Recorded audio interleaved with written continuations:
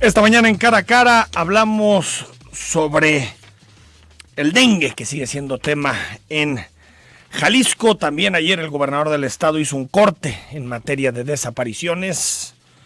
Estamos hablando ya de más de 8,000 carpetas abiertas de investigación por desaparecidos en Jalisco. Manifestación de taxistas en la Ciudad de México, una manifestación, duró 2 días las movilizaciones, la de ayer fue la más intensa también por ser lunes, y el debate sobre cómo hacer. No hemos podido en México encontrar la forma en la que las plataformas de las empresas de redes de transporte y los taxistas pues tengan igualdad de condiciones y compitan bajo las mismas condiciones. Y bueno, pues esto generó en la Ciudad de México una movilización de más de 1,000 taxistas que bloquearon las principales avenidas de esta ciudad. Platicaremos de este tema y más adelante también tendremos posibilidad de platicar con Jorge Torres. Hoy es martes de Justicia Abierta y hablaremos sobre la reestructura al Poder Judicial, la iniciativa que presenta Morena en el Senado de la República. Muchos temas para platicar con ustedes esta mañana. De aquí hasta las 10 estamos en Cara a Cara.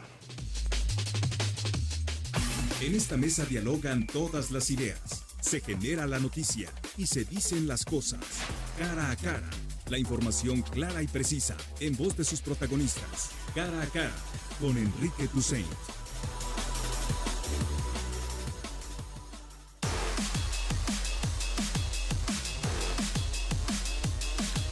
9 de la mañana con 7 minutos, WhatsApp 3318-8076-41. Ayer el gobernador del estado hizo pues una especie como de informe de espacio de rendición de cuentas en materia de desapariciones, para hablar pues de las cifras que siempre son confusas. Las cifras en materia de desaparecidos son confusas porque son fluctuantes, porque se encuentran personas, desaparecen casi por día y por lo tanto es complejo tener el número, la cifra adecuada en materia de desapariciones. El gobernador reconoce que en este momento están registradas desde 1965, porque hay registros muy antiguos, 8,173 personas desaparecidas.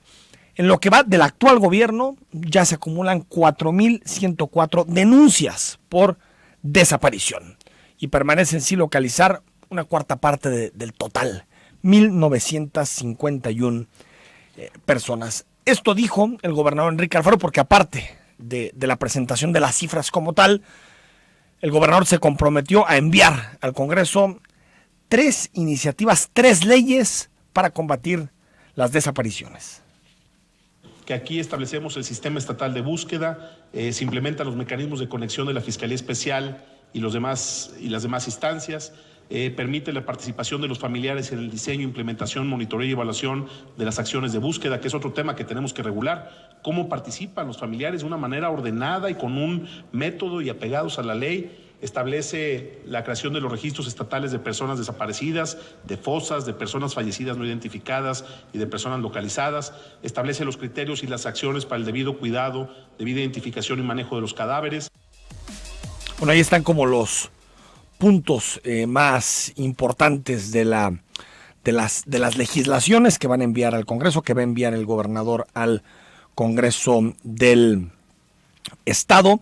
Y bueno, en general son la ley de personas desaparecidas, la ley de ausencia por desaparición de personas y la ley de atención a víctimas. Son las 3 legislaciones, digamos, para fortalecer o para tratar de fortalecer la estrategia de combate a las desapariciones, pues de haber reconocido que son ya 8,000, más de 8,000 personas desaparecidas en Jalisco desde que se tiene registro en 1965. También hubo reacción de parte de los colectivos, en particular por Amor a Ellas, encabezada por Esperanza Chávez, que exigió que esto es un debate sobre la forma en que se contabilizan las personas desaparecidas. Exigió que se deje de diferenciar entre personas desaparecidas cuya ausencia se podría relacionar con algún delito, con alguna comisión de un delito, y no localizadas, en donde no hay, de acuerdo a las carpetas de investigación, ninguna relación con un posible delito. Pues más allá de esta diferenciación, las primeras 72 horas después de que una persona desaparece son fundamentales. Esto dijo Esperanza. Tengo que decir que a pesar de estar seguras del compromiso de la titular de la Fiscalía Especial, no hemos logrado que su personal cumpla con el mandato de ley general en sus aspectos más básicos. Al día de hoy, los ministerios públicos se niegan a recibir denuncias que por no haber transcurrido 72 horas. O sugieren a las familias que vayan directamente al CEMEJO argumentando que lo más probable es que los encuentren allá. Los ministerios públicos continúan dejando sobre las familias la responsabilidad de buscar.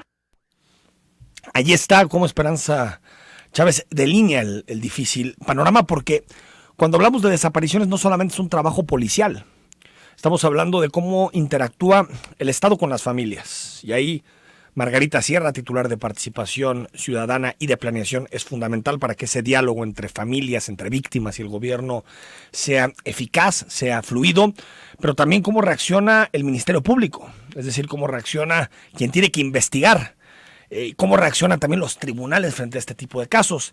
Y sí, todas las aristas, todos los elementos, los actores que están en torno a las desapariciones no reaccionan de forma clara, articulada, organizada.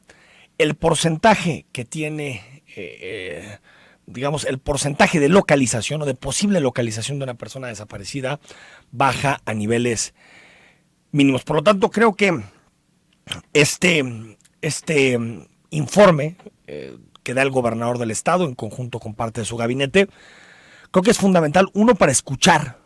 El gobernador no puede dejar de escuchar a las víctimas, a las familias, que llevan años haciendo reclamos en esta materia, años pidiendo cambios institucionales, muchas veces ya ni siquiera por sus familiares, porque hay un porcentaje bajísimo de probabilidad de poder encontrar a sus familiares. Por supuesto que siempre está esa llama encendida, pero pensando en el resto, es decir, en otras familias que se pudieran encontrar en una situación similar y que la tortura institucional, las dificultades institucionales no se repitan con el resto de desapariciones. Por lo tanto, es importante, es relevante que estos temas se discutan de forma abierta y transparente, que los gobiernos escuchen a quien ha estado en calle, en campo, durante muchísimo tiempo, porque hemos tenido una evolución en Jalisco desde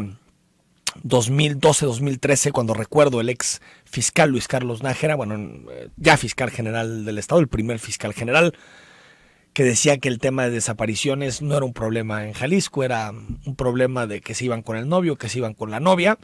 Se fueron acumulando los casos, ni siquiera se registraban en un momento, había una diferencia muy clara entre lo que decían las organizaciones y lo que sostenía el gobierno.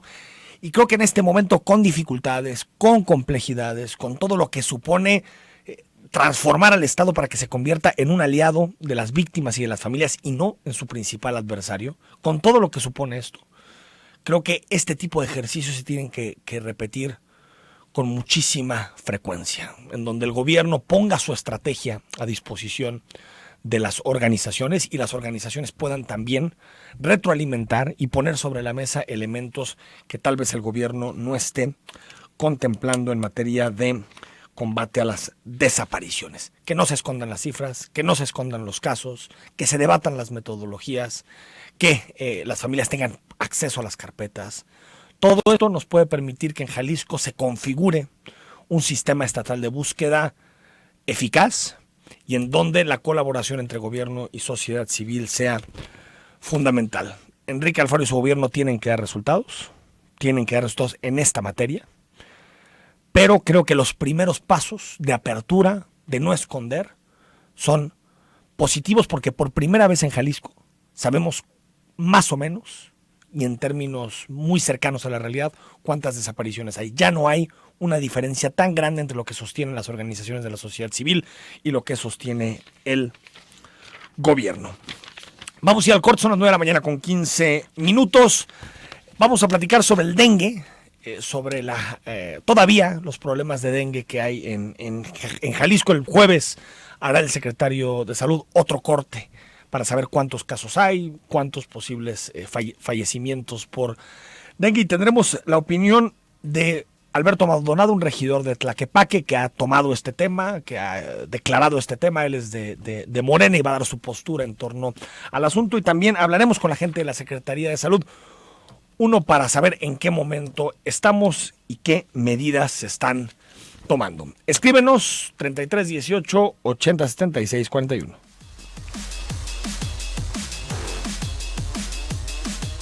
Manifestación de taxistas en la Ciudad de México, más de 1,000 taxistas que bloquearon las principales avenidas de la capital del país, exigiendo distintas demandas, pero tal vez la más importante de todas tiene que ver con la regulación de las aplicaciones. Los taxistas dicen que no son legales. Bueno, pues se han hecho legislaciones en todo el país para tratar de darle un encaje normativo a este tipo de aplicaciones. En la Ciudad de México hay una legislación, en Jalisco hay una legislación.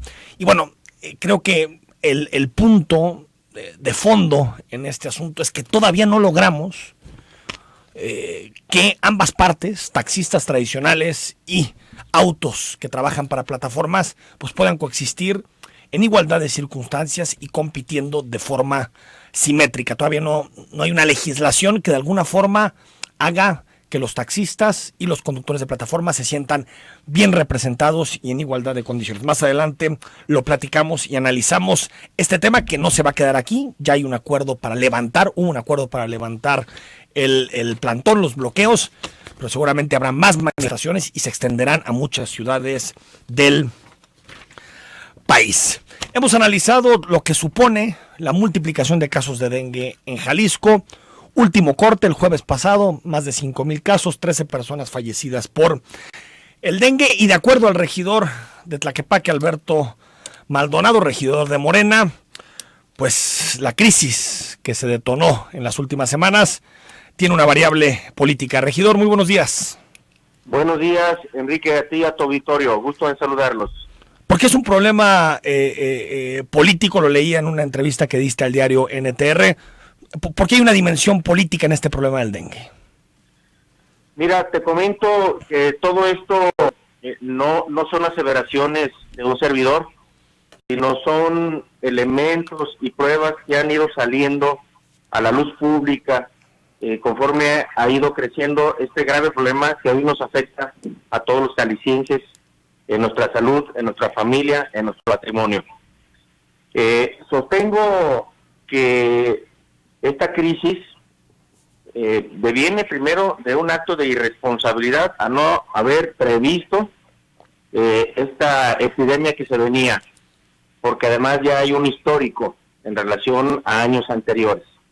Y sostengo esto porque precisamente el secretario del sindicato de la Secretaría de Salud, de la sección 28, José Guadalupe Ramírez, que es el que trata con los trabajadores todos los días en la Secretaría de Salud, él fue el que sostuvo en un importante medio de comunicación, igual que el tuyo, aquí en Jalisco, que son las diferencias políticas entre Consuelo Robles, directora del OPD, Servicios de Salud Jalisco, y el secretario de Salud, lo que provocó el hecho de que no se compraran, que no se hicieran las compras, el hecho de que se despidieran a los brigadistas, el hecho de que no se hicieran licitaciones, como el año pasado que se hicieron en tiempo y forma desde el mes de marzo, salieron las convocatorias en el mes de mayo, se estaban iniciando ya las campañas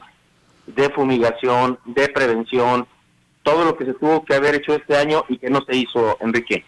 Ahora, sobre esta disputa política, ¿cuál es la raíz de esta disputa política? Es decir, ¿Por qué la mala relación entre Consuelo Robles y Fernando Petersen?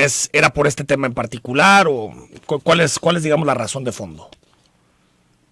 Bueno, lo que nos han dicho quienes trabajan en la Secretaría de Salud, sí, es que efectivamente Consuelo Robles viene acompañando al gobernador del estado, sí, desde que fue alcalde en Tlajomulco. Uh-huh. Ella, por cierto, es odontóloga, no tiene ninguna especialidad médica, es una odontóloga. Eso le da quizás otra visión más pequeña. Quizás en Tlajomulco les funcionó, pero ya a nivel Jalisco es muy distinto que atender un municipio como lo puede ser Tlajomulco, con todo el debido respeto. Ahora, en el caso de los insecticidas, regidor, en junio de este año, el propio secretario de Salud decía que el retraso de la llegada de insecticidas para combatir el mosco era federal, no estatal. Sí, bueno, es un tema que se les ha demostrado una y otra vez que es una falsedad, sí. El tratar de echarle la culpa a la federación. Yo les demostré con documentos en mano y lo tengo a tu disposición, Enrique, sí, para ti, para tu auditorio. Tengo como demostrar que el recurso económico les llegó en tiempo y forma. Lo que pasa es que aquí en Jalisco, quizás, queriendo hacer un negocio, cambiaron de proveedores, cancelaron a quienes venían haciéndole toda la proveeduría de manera correcta y puntual en todos los rubros, con los reactivos, con los pesticidas, con todo lo que se necesitaba.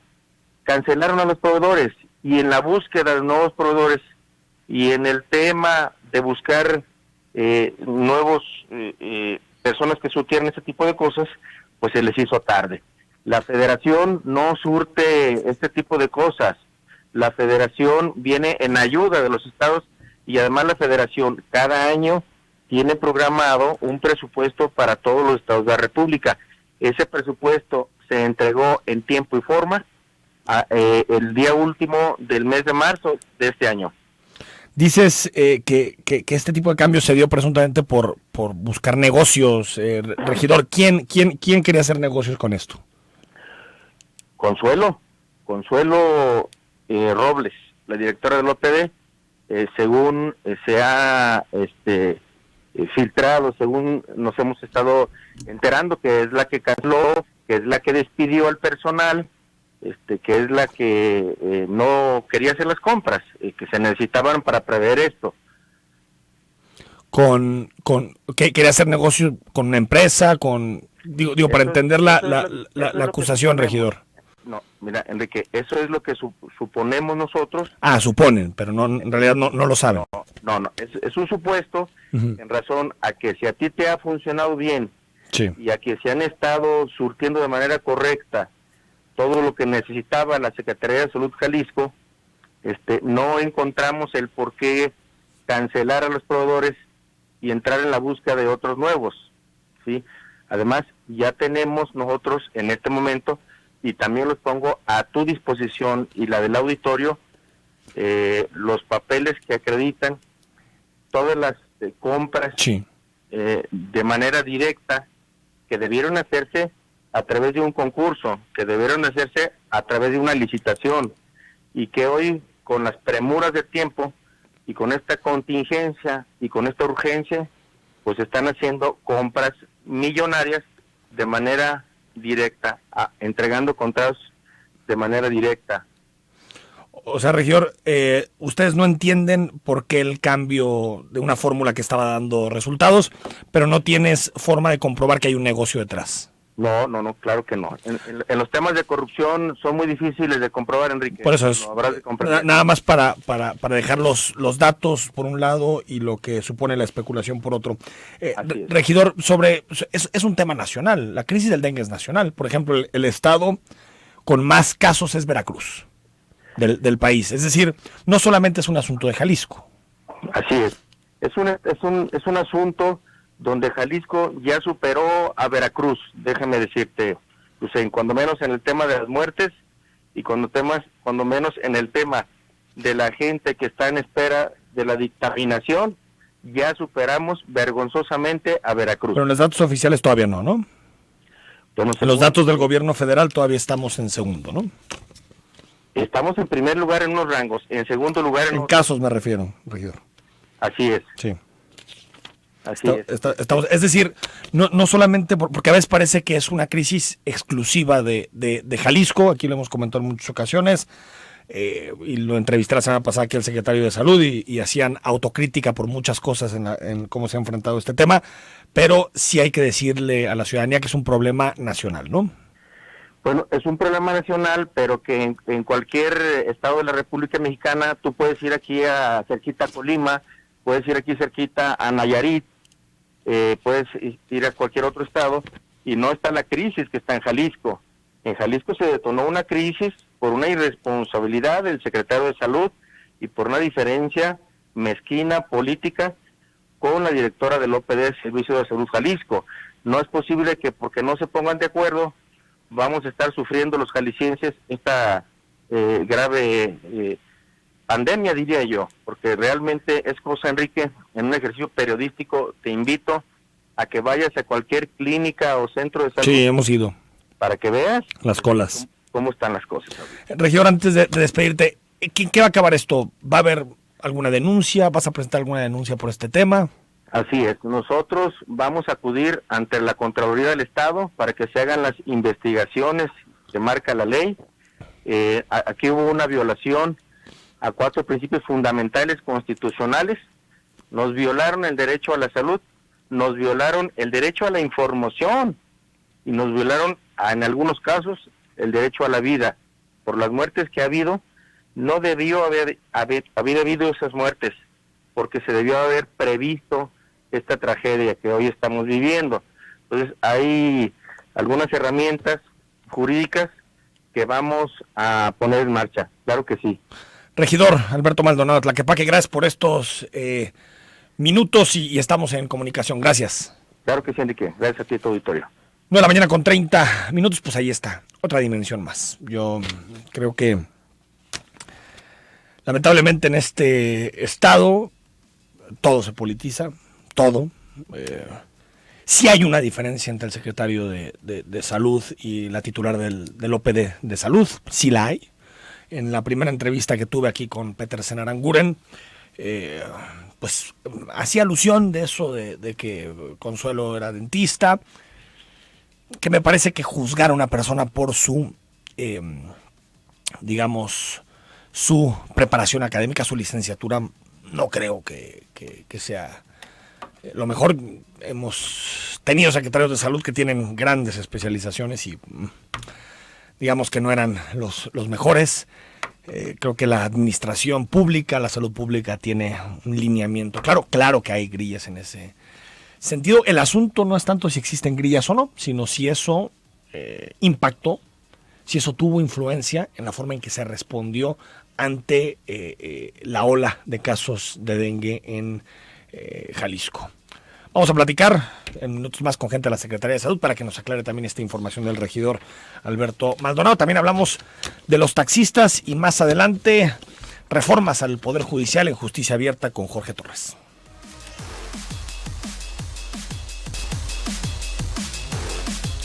9:34 a.m. Es importante que siempre confirmemos la información, qué casos son reales, qué datos no lo son, las cifras, sobre todo porque cuando hablamos de salud pública, cuando hablamos de temas de salud, es importante ni minimizar ni exagerar, y muchas veces los temas pasan de la arena de la salud pública a la dimensión política, y por lo tanto ahí es donde también tenemos que colocar esas cifras sobre la mesa para darte a ti una visión veraz de lo que sucede en los principales temas de Jalisco. Tengo a María Isabel Higuera, coordinadora de vectores y zoonosis de la Secretaría de Salud. Está en la línea telefónica. María Isabel, muy buenos días. Buenos días, Enrique, a tus órdenes.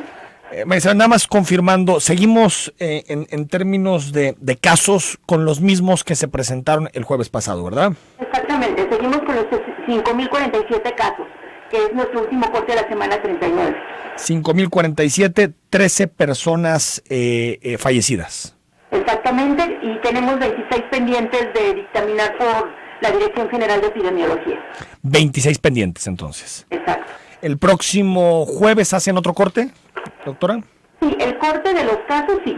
O sea, en cuanto a casos, las defunciones no dependen de nosotros, la dictaminación, porque esas son a nivel nacional. Sí. Pero el corte de los casos sí, el jueves ya debemos tener el nuevo boletín. Conversamos con el regidor Alberto Maldonado de Tlaquepaque, coordinadora, y nos decía que Jalisco ya es el estado con más casos de dengue del país. Sí, nosotros, por número de casos, somos el primer estado, con los 5.047 casos que mencionábamos. Por tasa de incidencia, somos el segundo lugar. Ahí está la diferencia. La diferencia, nuestro estado es muy grande y nuestra población es muchísimo mayor a la de otros estados. Entonces, para podernos medir en una forma equitativa, se puede decir, o igual, se utilizan las tasas. Y por tasa de incidencia somos el segundo lugar. Nos dijo también el regidor coordinadora que los problemas políticos entre Consuelo Robles del OPD de Salud y el secretario de Salud había evitado que se contrataran a brigadistas, y que se compraran plaguicidas. ¿Hubo retraso por estas diferencias políticas? Nosotros, en Secretaría de Salud y OPD, nosotros no hemos tenido problemas de insecticidas como lo hemos venido diciendo. Nosotros empezamos el año con una reserva que teníamos de 2018 y eso nos ayudó a que en el primer semestre del año no tuviéramos problemas como algunos otros estados.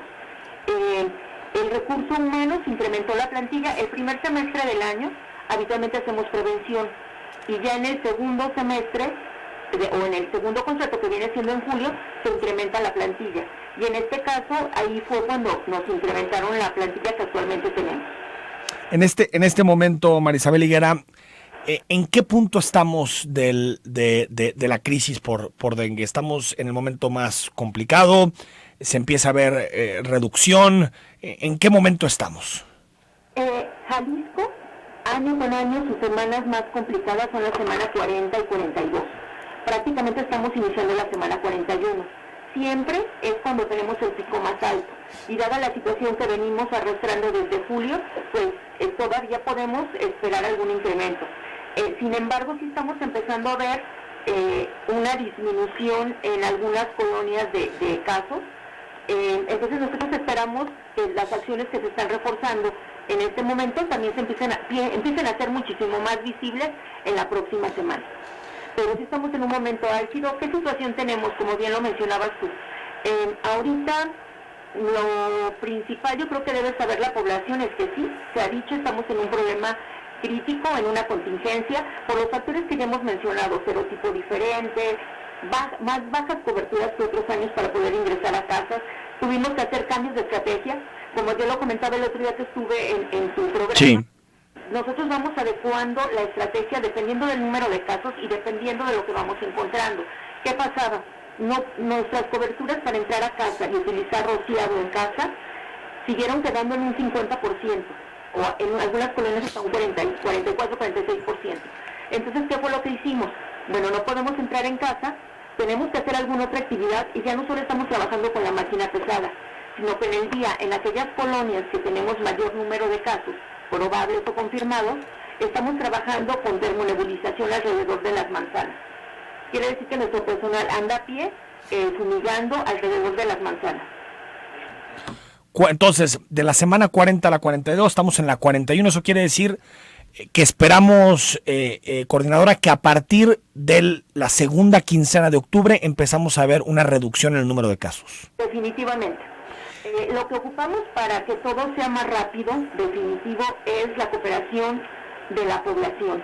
A veces cuando uno dice eso, es como, la gente siente como si les echáramos a sí. Pero no, aquí la situación es que este es un trabajo de equipo, como lo hemos venido diciendo. ¿Qué necesitamos? Si escuchan las máquinas nebulizadoras, o sea, las camionetas, necesitamos que abran puertas y ventanas. Los insecticidas que utiliza Secretaría de Salud, como ya lo he mencionado, son insecticidas avalados por la OMS, son insecticidas que el Centro Nacional de Prevención y Control de Vigilancia, Control de Enfermedades, el CENAPRESE, monitorea cada año y hace cambios cuando es necesario. Entonces son de uso en salud pública, por lo cual se tiene que sentir tranquila la población. Esto lo reitero para que cuando escuchen las máquinas abran puertas y ventanas. Esto nos va a permitir que si no estaban en el día en su casa o si tienen desconfianza para dejarnos entrar, pues bueno, el insecticida puede penetrar porque es una neblina la que se produce. Antes de despedirte, María Isabel Higuera, que nos platiques dos cosas. Uno, los síntomas del dengue para quien no los conozca, de posible afectación de dengue, para poder identificarlo oportunamente. Y segundo, ¿qué hacer en casa para evitar el brote? Excelente. Signos y síntomas es fiebre, dolor de músculos, dolor de articulaciones, puede haber salpullido. Signos de alarma que les pedimos mucho que estén al pendiente porque tenemos un serotipo 2, puede ser vómito, diarrea, dolor abdominal intenso o cualquier tipo de sangrado. Estas son las situaciones por las que debemos acudir al hospital. Si no tenemos esos síntomas, acudan a su médico de confianza. Puede ser otra cosa, ¿no? Sí, pero no saturemos los hospitales, ¿de acuerdo? Pero sí necesitan, aunque sea dengue, que mucha gente dice, ya sé que me van a dar, sí necesitan acudir a consulta. ¿Qué podemos hacer para prevenir un brote? Bueno, uno, revisar la casa, que no tengamos ningún criadero, que ya hemos mencionado que son recipientes con agua limpia. Si encontramos que hay algún criadero, hay que voltearlo, tirar esa agua, dejarlo boca abajo o ponerlo bajo techo. Tapar bien todos los recipientes, los tinacos. Ya no entregamos bolsitas de abate, utilizamos algo diferente que es el Bacillus thuringiensis israelensis, por lo cual no van a ver que repartamos molotes con larvicida. ¿Y qué tienen que hacer? Tapar, lo que decíamos, lava, tapa, voltea y tira recipientes con agua. Si hay mosquitos en casa, se puede utilizar algún insecticida casero para poder disminuir esa densidad y el riesgo en casita. Y la otra cosa importante pues es identificar muy bien dónde están esos criaderos y si tenemos en la casa algún lote baldío cercano o algún parque, coordinarnos con los vecinos y entre todos buscar los criaderos y eliminarlos. María Isabel Higuera, coordinadora de vectores de la Secretaría de Salud, gracias por estos minutos. No, gracias por la oportunidad de explicarle a la población. Gracias, son las 9 de la mañana con 42 minutos. Entonces, para que quede claro, en número de casos totales, Jalisco es primer lugar nacional, 5,047 casos confirmados hasta el momento, fallecimientos 13, y nos dice, en este caso María Isabel, que quedan 26 en dictaminación.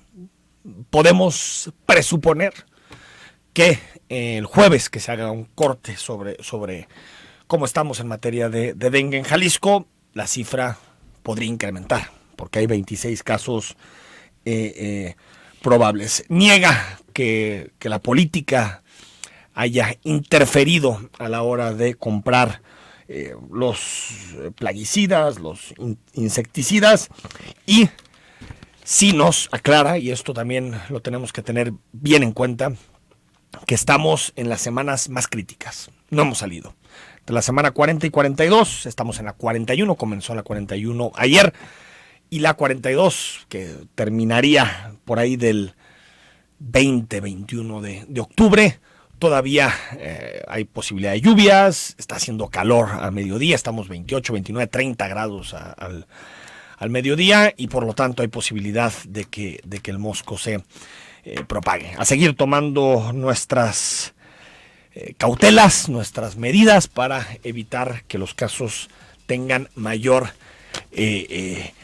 gravedad. Y bueno, por supuesto que colaborar en la medida de lo posible a tratar de identificar si tenemos los síntomas que decía la coordinadora. Es importante pues atendernos con tiempo, porque eso ayuda a hidratarnos, eso ayuda pues tal vez a poder atacar los efectos nocivos del dengue con tiempo. Vamos a ir a un corte, regresamos para hablar del Poder Judicial, en el centro de la discusión, el Poder Judicial Federal, por la renuncia de Eduardo Medina Mora y la reconfiguración de la Suprema Corte de Justicia de la Nación.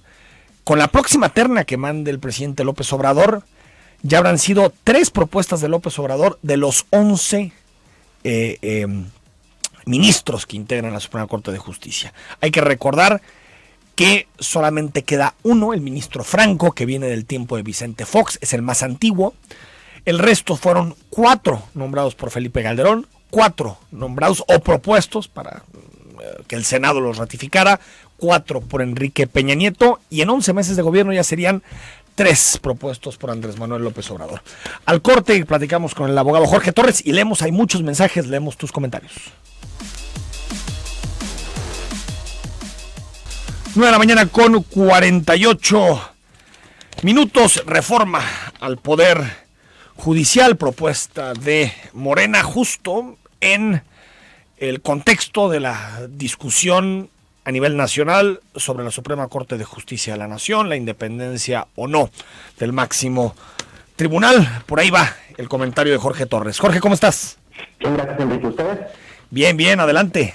Gracias, Enrique. Mi comentario de esta semana de Justicia Abierta, como bien dices, y dado el momento coyuntural que vivimos, se lo quiero dedicar a un proyecto de iniciativa que ha preparado el grupo parlamentario de Morena en el Senado de la República, y aunque no tengo confirmada su presentación o cuál es el estatus actual, ha estado circulando en redes sociales de su autoría y se llama Reestructuración al Poder Judicial Federal.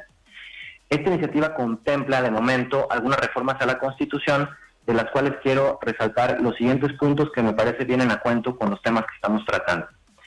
La iniciativa propone un nuevo proceso de designación de ministros de la Suprema Corte de Justicia de la Nación, quitándole la facultad de proponer las ternas iniciales al presidente de la República. Es curioso que Morena esté proponiendo esto, pero está trasladándole la facultad de proponer ternas para ministros al Consejo de la Judicatura Federal.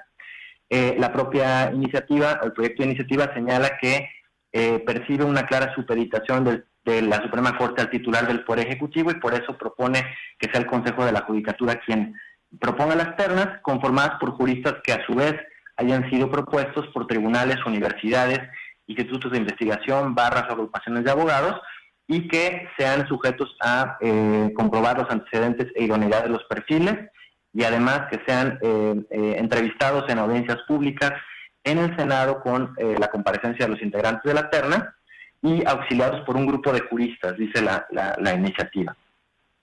¿Qué es lo que me gusta de esta parte que propone? Bueno, efectivamente la composición del origen de la terna no está vinculada a una decisión del Poder Ejecutivo, sino a un proceso mucho más robusto que le daría una mayor legitimidad de origen a los candidatos de esa terna, y además elimina la posibilidad de que la regla anterior de que el presidente eligiera en caso de que el Senado no aprobara a ninguno de los miembros de la terna.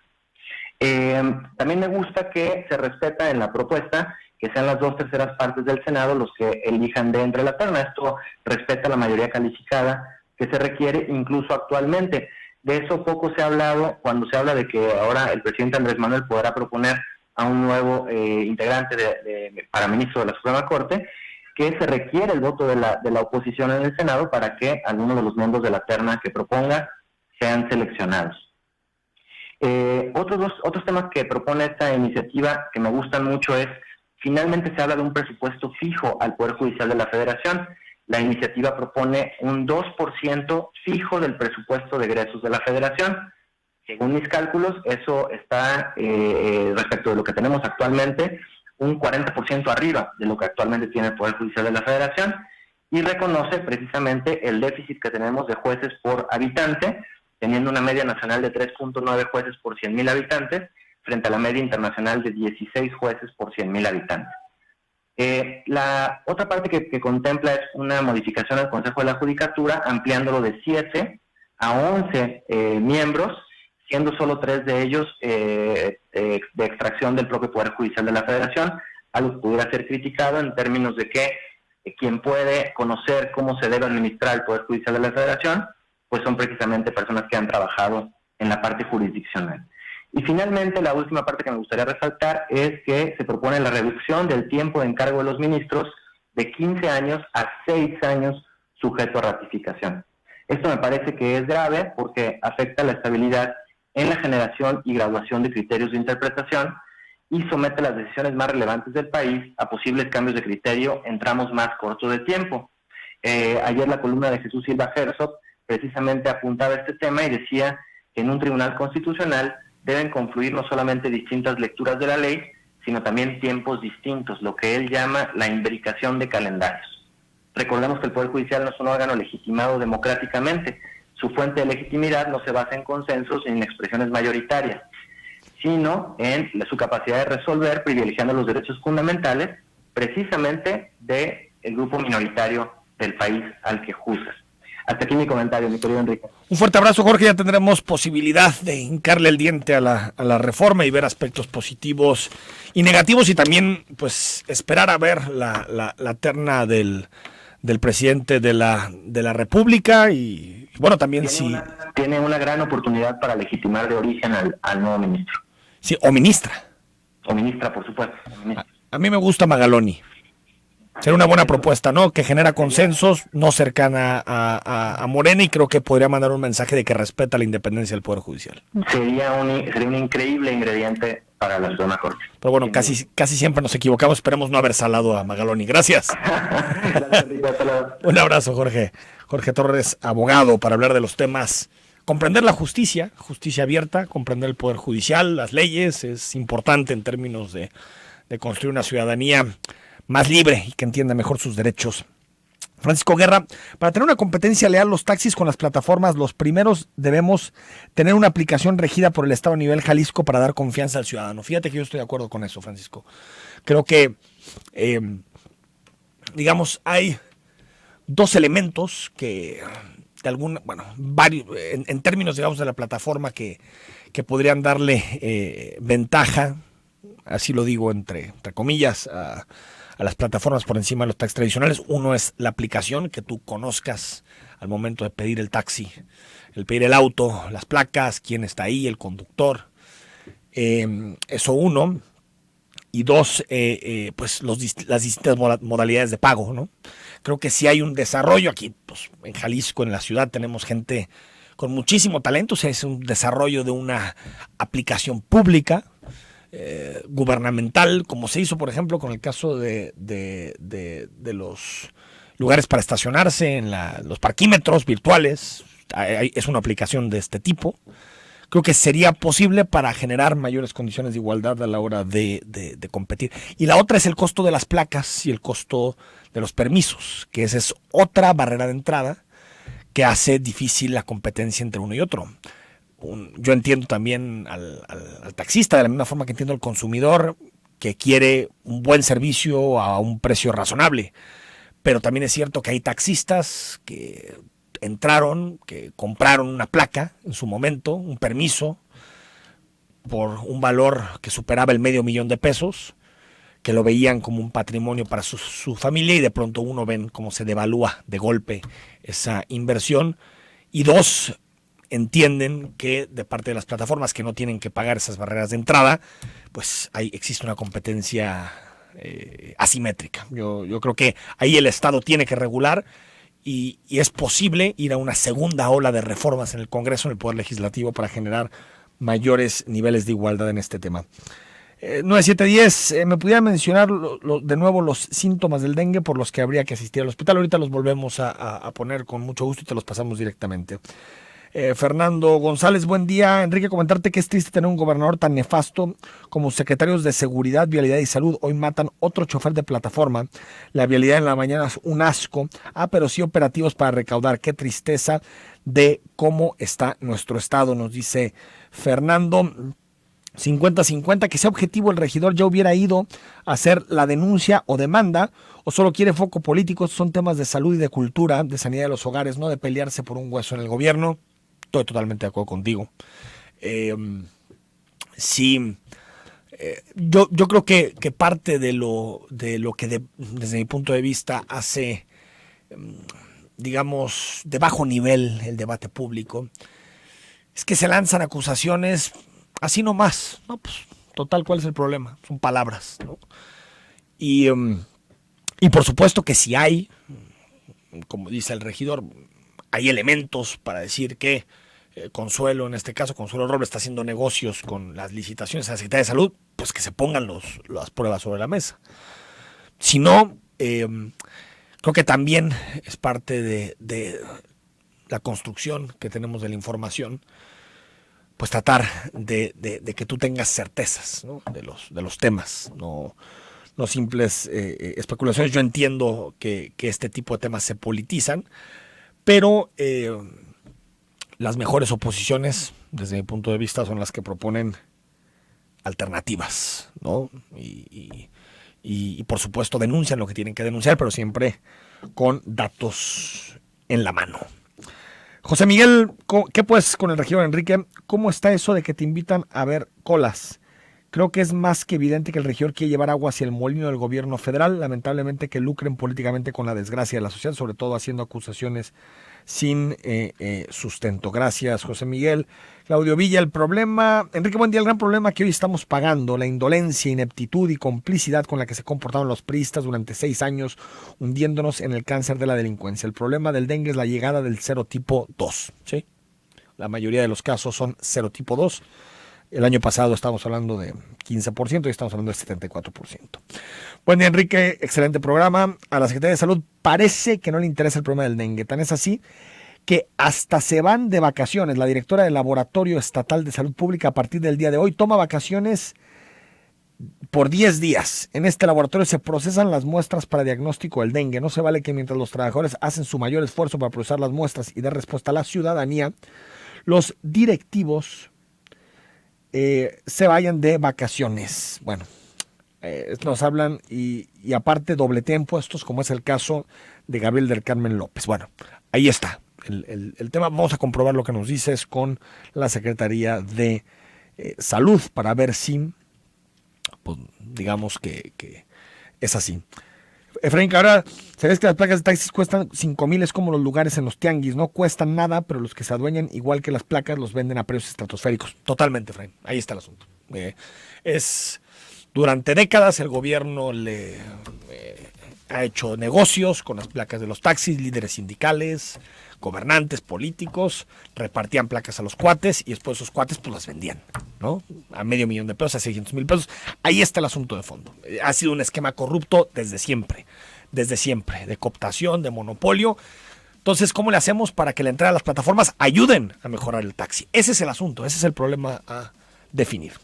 Nos vamos, mañana estamos aquí para hablar de la plataforma de seguridad que presentó el gobierno del estado, los principales indicadores en la materia. Soy Enrique Tucen, mañana nos escuchamos a las 9.